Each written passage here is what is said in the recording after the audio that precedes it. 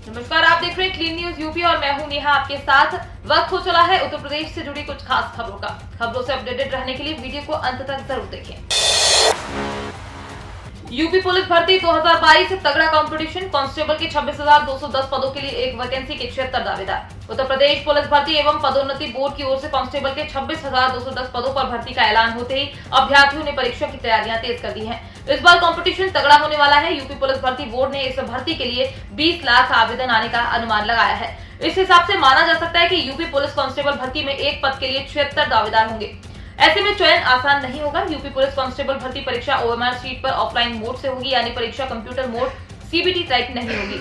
Objective type प्रश्न होंगे और ओएमआर शीट पर गोलों को भरना होगा। पिछले वर्ष के नोटिफिकेशन के द्वारा माना जा सकता है कि इन पदों के लिए 12वीं पास की योग्यता मांगी जाएगी। आयु सीमा 18 वर्ष से 22 वर्ष रखी जा सकती है। एससी, एसटी, ओबीसी वर्ग के उम्मीदवारों की आयु में 5-5 वर्ष की छूट दी जाएगी। उम्मीदवार ये ध्यान रखें कि यूपी पुलिस कांस्टेबल भर्ती 2022 का नोटिफिकेशन अभी जारी नहीं किया गया है और न ही ये बताया गया है कि ये किस दिन जारी होगा, लेकिन ये तय हो गया है कि यूपी पुलिस में कांस्टेबल के 26,210 और फायरमैन के 172 पदों पर वैकेंसी निकलेगी। सीएम योगी आज आएंगे गाजियाबाद, कोविड अस्पताल का करेंगे निरीक्षण। यूपी विधानसभा चुनाव की तारीखों के ऐलान के बाद सभी पार्टियां चुनाव प्रचार को तेज करने में लगी हैं। पार्टी के बड़े चेहरे अपने प्रत्याशी के समर्थन में जनता से वोट मांग रहे हैं। इस बीच मुख्यमंत्री योगी आदित्यनाथ सोमवार को 1 बजे गाजियाबाद आएंगे। इस दौरान वे कोविड अस्पताल का निरीक्षण करेंगे। इसके बाद वहां से चले जाएंगे। तय कार्यक्रम के अनुसार सीएम योगी 1:20 पर संतोष हॉस्पिटल में आएंगे। निरीक्षण करने के बाद संवाददाताओं से वार्ता भी करेंगे। अपर मुख्य चिकित्सा अधिकारी डॉक्टर सुनील त्यागी ने बताया कि सीएम हिंडन एयरपोर्ट से सीधे संतोष अस्पताल पहुंचेंगे। इस बीच मुख्यमंत्री योगी आदित्यनाथ ने कहा कि कोविड प्रोटोकॉल का कड़ाई से पालन कराया जाए।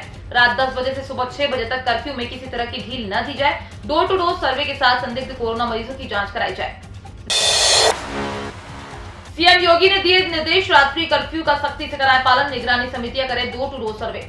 मुख्यमंत्री योगी आदित्यनाथ ने कहा है कि कोविड प्रोटोकॉल का कड़ाई से पालन कराया जाए। रात 10 बजे से सुबह 6 बजे तक कर्फ्यू में किसी तरह की ढील न दी जाए। डोर टू डोर सर्वे के साथ संदिग्ध कोरोना मरीजों की जांच कराई जाए। मुख्यमंत्री ने रविवार को कोविड की स्थिति की समीक्षा की।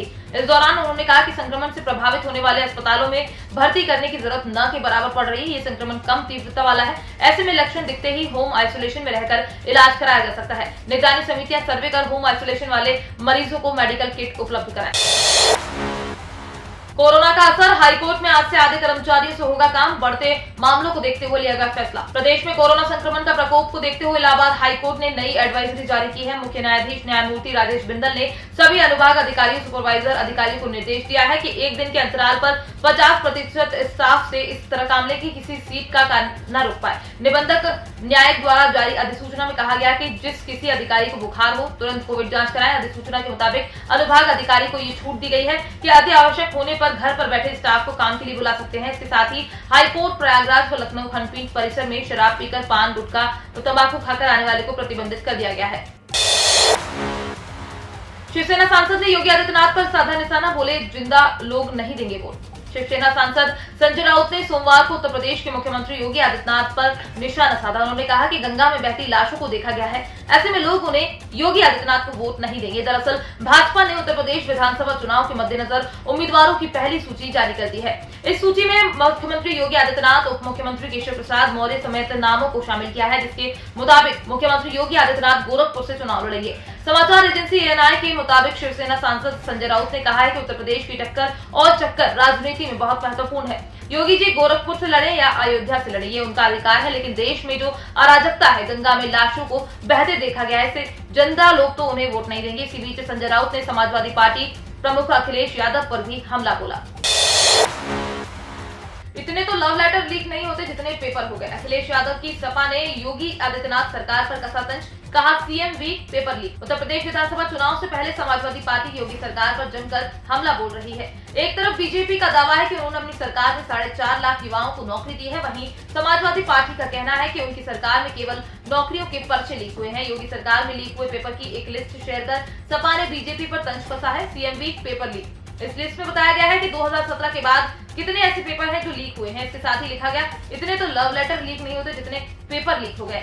इसको लेकर सोशल मीडिया यूजर्स सीएम योगी पर तंज कसते नजर आ रहे हैं। धर्मेंद्र यादव नाम के ट्विटर यूजर ने कमेंट किया है कि इसलिए तो आप गोरखपुर वापस जा रहे हैं। नरेंद्र शर्मा नाम के एक ट्विटर हैंडल से लिखा गया, बीजेपी ने तो उत्तर प्रदेश को बीमारू राज्य बना दिया है। आर्यन नाम के एक ट्विटर यूजर ने समाजवादी पार्टी पर तंज कसा, अखिलेश यादव के राज में तो पेपर ही नहीं होते थे, सीधा यादव पर तंज कसा।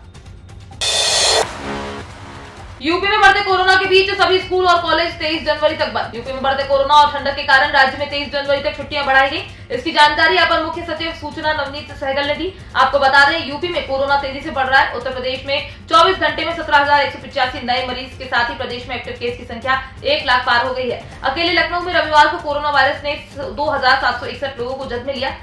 सबसे ज्यादा आलमबाग में 445 मरीज मिले हैं। संक्रमित मरीजों का आंकड़ा लगातार बढ़ रहा है। अधिकारियों का कहना है कि कोरोना संक्रमित के संपर्क में आने वाले सभी लोगों की जांच कराई जा रही है। राहत की बात है कि इस बार पहली व दूसरी लहर के मुकाबले मरीजों के अस्पताल भर्ती होने की जरूरत कम पड़ रही है। बेरोजगारों को सरकार हर महीने दे रही है 1500 रुपए, ऐसे उठाएं योजना का लाभ। अगर आप शिक्षित हैं और बेरोजगार हैं तो ये खबर बिल्कुल आपके लिए है। क्या आपको बता दें कि उत्तर प्रदेश की योगी आदित्यनाथ सरकार ना आप जैसे बेरोजगारों के लिए यूपी बेरोजगार भत्ता रजिस्ट्रेशन की शुरुआत कर रही है, बल्कि इस नई शुरुआत के माध्यम से उत्तर प्रदेश के ऐसे युवा जो इंटरमीडिएट और ग्रेजुएट हैं लेकिन अभी तक उनको कोई रोजगार नहीं मिल पाया है, तो सरकार ने ऐसे युवाओं को मासिक भत्ता देने का फैसला किया है। यूपी बेरोजगार भत्ता 2022 के तहत सभी शिक्षित बेरोजगारों को राज्य सरकार की ओर से हर माह वित्तीय अनुदान दिया जाएगा। जानकारी के अनुसार उत्तर प्रदेश सरकार ने इस योजना के तहत बेरोजगार नागरिकों से आवेदन मांगे हैं। सरकार की ओर से ऐसे बेरोजगार नागरिकों को राज्य सरकार द्वारा 1000 से 1500 तक भत्ता राशि दी जाएगी। सरकार की इस योजना का लाभ उठाने के लिए इच्छुक युवाओं को ऑनलाइन तरीके से उत्तर प्रदेश बेरोजगारी भत्ता पंजीकरण 2022 करना होगा। योजना के तहत आवेदन स्वीकृत होने के बाद सरकार की ओर से भत्ते की राशि सीधे लाभार्थी के बैंक खाते में ट्रांसफर की जाएगी। एक रिपोर्ट के अनुसार यूपी में बेरोजगार भत्ता योजना 2022 के तहत राज्य में अब तक 37 लाख से ज्यादा लोगों को रोजगार दिया जा चुका है। 7th पे कमीशन, केंद्रीय कर्मचारियों की बल्ले बल्ले, डीए में बढ़ोतरी का रास्ता साफ, एरियर पर आया ये अपडेट। केंद्रीय कर्मचारियों के लिए अच्छी खबर है। आने वाले कुछ दिनों में केंद्रीय कर्मचारियों को बड़ी खुशखबरी मिल सकती है। वहीं सरकार केंद्रीय कर्मचारियों के महंगाई भत्ते में जल्द बढ़ोतरी इजाफा कर सकती है। साथ ही सरकार केंद्रीय कर्मचारियों को बकाया डीए एरियर भी देने का ऐलान कर सकती है। सरकार के इस फैसले से न सिर्फ केंद्रीय कर्मचारी की सैलरी बढ़ जाएगी बल्कि बकाया एरियर मिलने से बड़ी राहत मिलेगी। आपको बता दें, केंद्र सरकार ने केंद्रीय कर्मचारियों को 18 महीने से बकाया डीए पर एरियर नहीं दिया है। कर्मचारी लंबे समय से लंबित डीए का भुगतान की मांग कर रहे हैं। ऐसे में अगर सरकार बकाया डीए का भुगतान कर देती है तो कर्मचारियों को बड़ी राहत मिलेगी। यूपी में अभी नहीं मिलेगी कड़ाके की सर्दी से राहत, जाने अगले 2 दिन कैसा रहेगा मौसम। रविवार को शहर का मौसम शुष्क रहा लेकिन हवाओं की वजह से दिन ठंडा रहा। दोपहर में निकली धूप से भी कोई राहत नहीं मिली। हालांकि प्रदेश के ज्यादातर जिलों में आसमान साफ रहा। वहीं पश्चिमी उत्तर प्रदेश में तापमान में काफी गिरावट दर्ज की गई। मौसम विभाग के मुताबिक घने कोहरे के साथ सर्दी का प्रकोप जारी रहेगा। रविवार को राजधानी का अधिकतम तापमान सामान्य से 6.3 डिग्री सेल्सियस की कमी के साथ 15.3 डिग्री सेल्सियस दर्ज किया गया और न्यूनतम तापमान सामान्य से 1.3 डिग्री सेल्सियस की कमी के साथ 6.2 डिग्री सेल्सियस पर दर्ज किया गया। प्रदेश में न्यूनतम तापमान कानपुर में 4.8 डिग्री सेल्सियस और अधिकतम तापमान वाराणसी में 19 डिग्री सेल्सियस दर्ज किया गया। प्रदेश के लखनऊ, झांसी, मुरादाबाद, आगरा और मेरठ मंडलों के अधिकतम तापमान में 5 डिग्री सेल्सियस की कमी दर्ज की गई। तो ये थी दिन भर की 10 बड़ी और अहम खबरें। खबरों से अपडेटेड रहने के लिए क्लीन न्यूज यूपी को सब्सक्राइब करना बिल्कुल ना भूलें। और आप न्यूज कहां से देख रहे हैं हमें कमेंट में जरूर बताएं और वीडियो को लाइक भी करें।